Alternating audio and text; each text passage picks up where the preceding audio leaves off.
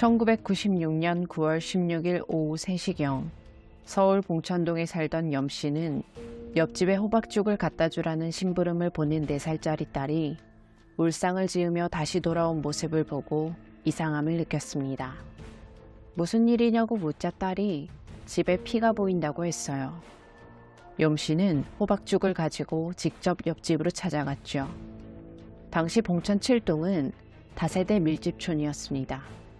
맞은편 집이라 현관에서 몇 걸음만 걸으면 닿을 거리였어요. 염씨가 현관문을 열고 집 안으로 들어서려는 순간 발끝에 뭔가 끈적끈적한 느낌이 전해졌죠. 딸이 말했던 피가 보였어요. 그때였습니다. 20대 중반 정도로 보이는 낯선 남자가 방 안에서 걸어 나오고 있었습니다. 너무 놀란 염씨는 뒤도 돌아보지 않고 바로 집으로 뛰어들어와 경찰에 신고했어요. 20여 분 뒤 경찰이 도착했고 염씨로부터 자초지종을 전해들은 경찰들은 현관 근처로 접근했습니다. 초인종을 눌렀지만 아무런 반응이 없었어요. 염씨가 집으로 도망간 사이에 안에서 문을 잠근 듯 했죠. 경찰이 현관문을 두드리고 문짝에 귀를 가져다 댔지만 인기척이 나진 않았습니다. 하지만 문틈 사이로 비릿한 냄새가 풍겨왔어요. 다른 경찰이 현관을 끼고 조금 돌자 방충망을 친 창문이 보였고 온 집안이 난장판인 것을 확인하고 조심스럽게 창문을 떼어낸 뒤 집 안으로 들어갑니다. 집안 내부 광경은 정말 끔찍했어요. 하의가 완전히 벗겨지고 상의는 어깨 부위까지 말려 올라간 채 곳곳을 난자당한 여성 시신이 주방 바닥에서 발견됐고 그 옆에는 손에 칼을 쥐고 골아떨어져 있는 20대로 보이는 남자가 대자로 뻗어 있었죠. 그 남자 주변엔 술병이 나뒹굴고 있었습니다.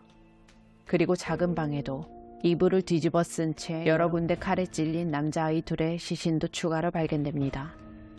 이 끔찍한 살인을 저지르고 술에 취해 나체로 잠들어 있는 남자를 현장에서 현행범으로 체포했어요. 그 남자는 당시 22살의 임동수. 임동수는 93년에 군대에서 제대한 뒤 친누나 집에 얹혀 살고 있었는데 어려서부터 공부든 운동이든 어느 것 하나 제대로 하는 게 없는 사람이었습니다. 학업에 뜻이 없었던 그는 고등학교도 겨우 졸업했죠. 부모는 그런 임동수를 지인들에게 부탁해서 공장에 취직도 시켜줬지만 얼마 안 가 그만두기를 반복했어요. 의지가 약해 스스로 돈을 벌기보단 부모에게 손을 벌리는 게 익숙했고 그렇게 받은 돈도 술과 유흥에 낭비합니다. 여러 차례 임동수의 일자리를 알아봐줬던 부모도 더 이상 부탁할 곳이 남지 않아 포기를 하게 됐고 임동수에게도 더 이상의 금전 지원은 없다고 못을 박았는데요. 그런 부모님에게 임동수는 돈을 빌려주지 않으면 죽겠다고 난동을 피우는 등 정신을 차리지 못했죠. 실제로 손목을 긋는 시도를 하기도 했습니다. 하지만 너무 아파서 깊게 찌르지 못하고 여러 번을 그렇게 시도했다가 포기합니다.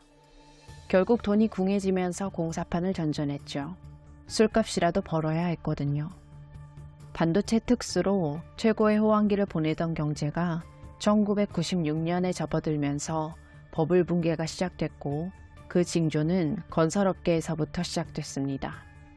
예전 같으면 인력시장에 발을 딛기가 무섭게 봉고차에 탔어야 할 건설 인부들이 허탕치는 날들이 늘어갔어요. 사건 당일에도 그랬죠. 임동수는 9월 16일 새벽같이 일어나 봉천동 인력시장에 나왔어요.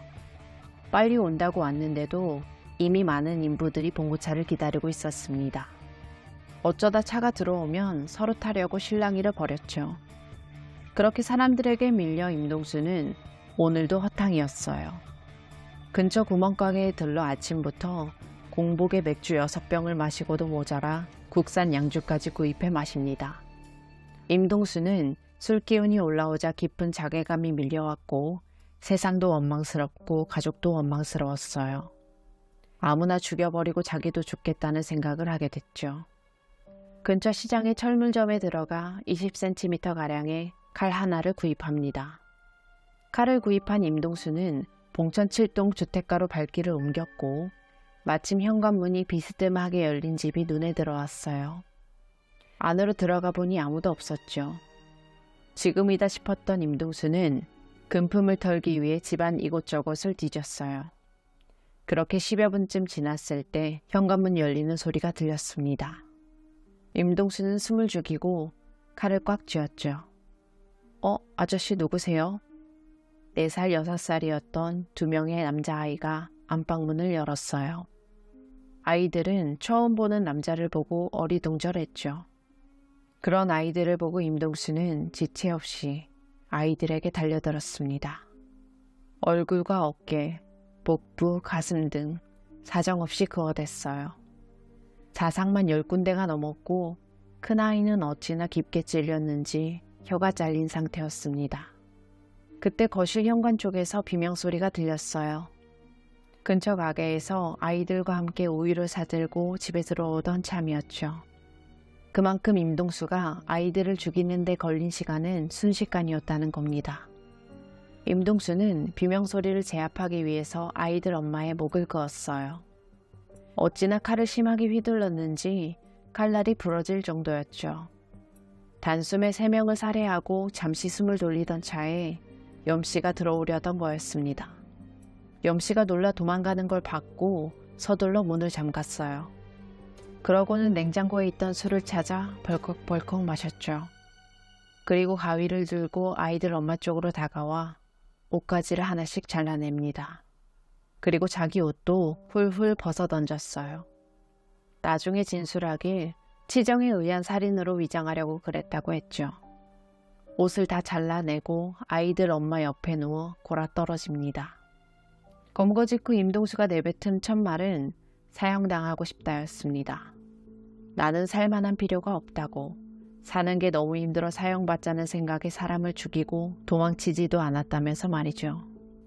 임동수의 범행이 너무나 잔혹했어서 경찰은 원한이나 치정에 의한 살인인지 조사했는데요. 피해자와 임동수는 얼굴도 이름도 모르는 사이였습니다. 임동수는 술에 의한 심신장애, 즉 주치감형을 주장했으나 재판부는 이를 인정하지 않았습니다. 재판부는 한 가정에 침입하여 아이들은 장기가 모두 훼손될 정도로 난자를 하고 아이들의 엄마 A씨는 목이 잘리는 수준으로 잔혹하게 살해하여 한 가정을 파괴했다며 임동수의 원래 소원대로 사형을 선고했습니다. 수감되고 얼마 지나지 않아 임동수는 개신교의 교인이 되었고 상당히 성실한 신앙생활을 했다고 하는데 해당 개신교 교단에서 임동수 포함 몇 명의 사형수들의 무기징역 감형을 청원했지만 임동수는 받아들여지지 않아 현재도 미집행 사형수로 복역 중입니다. 아니 사형받고 싶다면서 감형 주장을 왜 했는지 이해가 가질 않네요. 수감생활로 밥 걱정, 돈 걱정 없을 것 같으니까 살고 싶은 마음이 생긴 걸까요? 이 악랄한 범죄자들이 사람들에게 잊히지 않고 두고두고 기억되어야 언젠가는 사형 집행이 되는 날이 올 때 한 명도 빠짐없이 집행받을 수 있지 않을까 생각이 듭니다. 정말 아무런 죄 없이 참변을 당한 아이들과 엄마 A씨의 명복을 빕니다. 지금까지 고요한 밤이었습니다.